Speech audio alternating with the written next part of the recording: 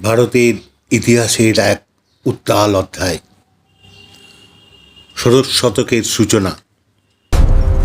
মধ্য এশিয়া থেকে আগত মুঘল নেতা বাবর সামরিক শক্তি, রক্তক্ষয়ী অভিযান এবং ধারাবাহিক বিজয়ের মাধ্যমে উত্তর ভারত দখল করে দিল্লির সিংহাসনে প্রতিষ্ঠিত হন।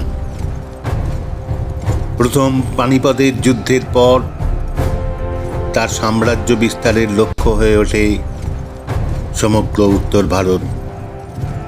রাজ সিংহাসনে বসে বাবর তাঁর বিশ্বস্ত সেনাপতি মীর বাকিকে আদেশ দেন বিরোধী শক্তি, সাংস্কৃতিক প্রতীক ও ধর্মীয় কেন্দ্রীয় সময়ের উপর কর্তৃত্ব প্রতিষ্ঠা করতে।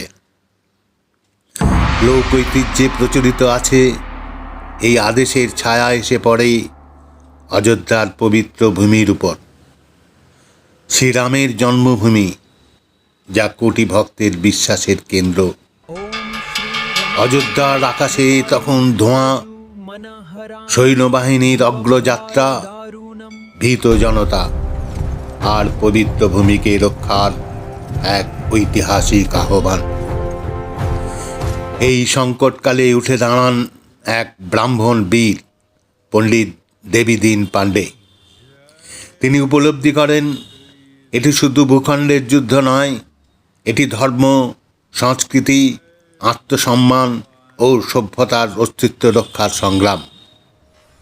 তখন তার কণ্ঠে ধ্বনিত হয় সেই অগ্নিঘোষ, এখন আর পূজার থালি নয়, এখন দরকার তলোয়ার।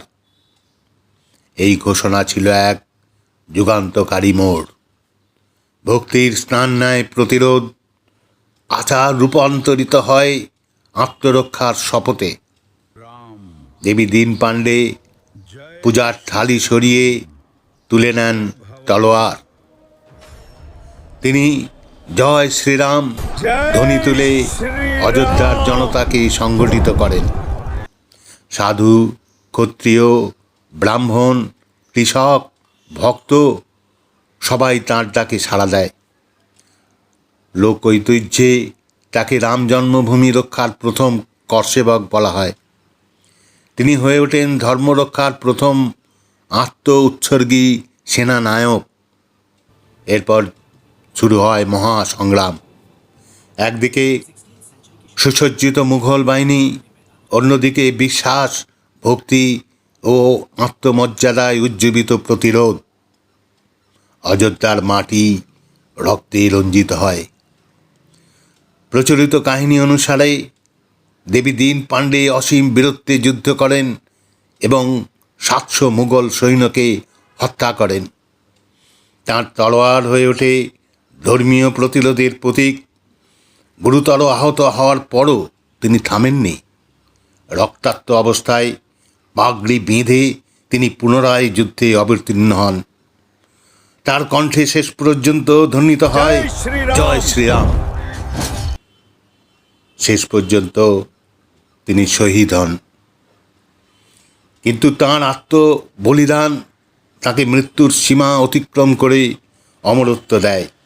দেবীদীন পাণ্ডে পরিণত হন প্রথম করসেবক, ধর্মরক্ষক, রাম জন্মভূমি প্রথম শহীদ এবং লোক ঐতিহ্যের অগ্নিশিখা। তার কাহিনী কেবল যুদ্ধের ইতিহাস নয়, এটি সেই মুহূর্তের ইতিহাস যখন পূজার থালি থেকে তলোয়ার, ভক্তি থেকে প্রতিরোধ এবং বিশ্বাস থেকে আত্মবলিদানের জন্ম হয়।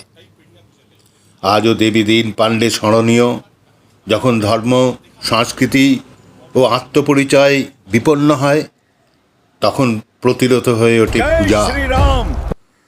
তিনি অযোধ্যার লোক ঐতিহ্যে অমর এক বীর। তিনি রাম জন্মভূমির মর্যাদার জন্য জীবন বিসর্জন দিয়েছিলেন। অযোধ্যার এই মহাযুদ্ধে প্রায় 1,70,000 ভক্ত, রক্ষক ও ধর্মযোদ্ধা আত্মবলিদান দিয়েছিলেন বলে লোক ঐতিহ্যে স্মরণ করা হয়।